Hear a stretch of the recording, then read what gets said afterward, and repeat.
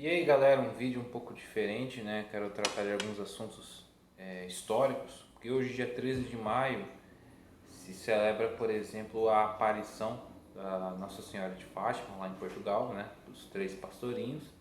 Também se comemora também a abolição da escravatura no Brasil. E também hoje completa 40 anos do atentado contra João Paulo II, né? São eventos distintos que aconteceram nessa mesma data, né? Por exemplo, a gente pode aqui fazer um apanhado geral do que aconteceu em relação à abolição da escravatura. O Brasil foi o último país a abolir a escravidão, né, nas Américas, né? Claro que foi um processo gradual, que pouca gente sabe. Mas, por exemplo, teve a Lei Eusébio de Queiroz, né, em acho que 1871. Teve, eu acho que depois a lei do ventre livre e a lei dos sexagenários, né? Que era o seguinte, que a lei de Eusébio de Queiroz proibia a importação de novos escravos da África. A lei do ventre livre era que a partir dali não, a criança negra que nascesse ali não era mais escrava, já nascia livre. E os sexagenários, a partir de 60 anos, não era mais escravo. Aí chegou, né, por votação da Assembleia da época, né, o que seria equivalente à Câmara de Deputados e Senado da época, né, que era Brasil Império, chegou até a Princesa Isabel, que estava representando seu pai. Ela era regente, porque Dom Pedro II estava em viagem. Ela sancionou a Lei Áurea em 13 de maio de 1888. Né? Foi um processo gradual, né? Mas, enfim, a título de curiosidade, adianta a minha cultura. Né?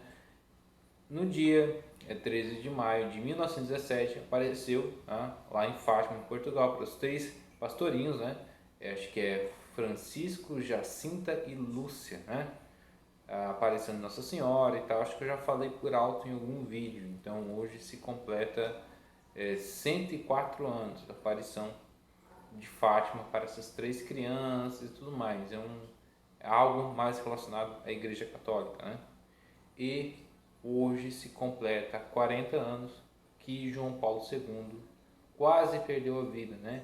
Teve um terrorista, acho que é turco, era um turco, ele atirou, né, contra o Papa da época, né? E por um milagre o Papa sobreviveu, né? Um tiro que atingiu, se não me engano, até o colo do intestino e tudo. Ele teve que usar uma bolsa de colostomia. O Papa falou que Fátima apareceu para ele durante os sonhos, né? Que ele perdeu a consciência. Aí não removeram o escapulário dele, né?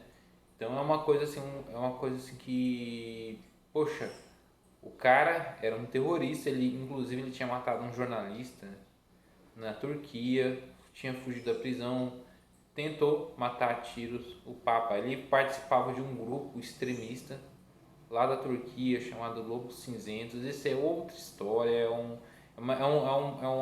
papo assim mais complicado, porque era coisa de geopolítica da época, né? Então não saberia explicar muito bem, mas ele pertencia a esse grupo. O que aconteceu? Anos mais tarde, o próprio Papa deu perdão a este terrorista.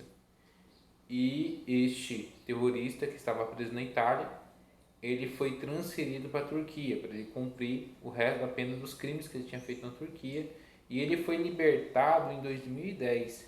Só que esse mesmo terrorista, que é o nome é Mehmetman Al-Gaddafi, um negócio assim, é nome turco, não sei falar.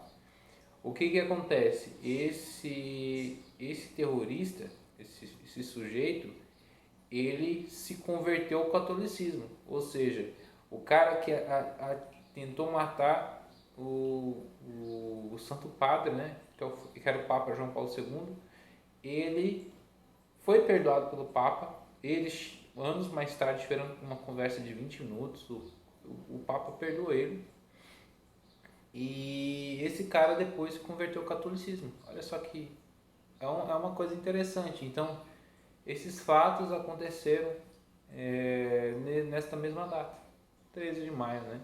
Uma vez eu tentei fazer assim, não, vou pegar um dia e explicar os fatos históricos desse dia. Não, ficou uma coisa flopada na época, mas eu acho que hoje acho que a situação seria outra, né? Então a gente vê, por exemplo, que hoje temos problemas geopolíticos atuais que são de certa forma até semelhantes aos que aconteciam, por exemplo, na época do atentado de 40 anos atrás contra João Paulo II, né? Tentaram até dizer que foi uma armação, foi a mando da União Soviética na época, a Bulgária, algo assim. Parece que o Papa negou, que falou que foi a Bulgária, porque naquela época acho que a Bulgária estava ainda na cortina de ferro, né?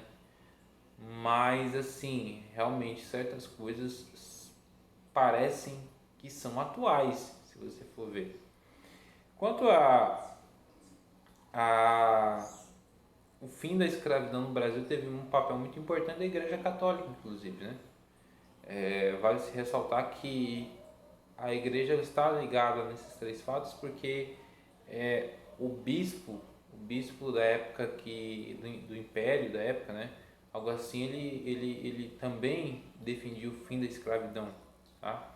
Então, porque o Brasil ele tinha aqueles problemas, né, em relação ao governo do Império da época, porque tanto que quando o Brasil ainda fazia parte de Portugal, foram expulsos os jesuítas, né? Isso lá atrás.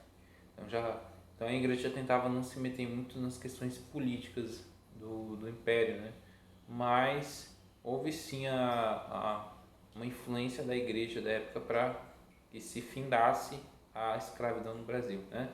São fatos importantes, a questão de Fátima também, que foi falado, né, o aviso dela, né, que a Rússia iria pagar seus erros pelo mundo, e a gente sente esses erros até os dias de hoje, em muitos aspectos da nossa vida, mas enfim, eu acho que são eventos que a gente tem que refletir um pouco, né, sobre isso, e claro que eu não deixaria de dizer sobre eles, sobretudo até como hoje completa 40 anos da tentativa de assassinato do Papa João Paulo II, né, que deixou esse mundo no ano de 2005, aí veio o Bento XVI, renunciou e agora é o Papa Francisco, né? Então, galera, o vídeo é só isso. Falou!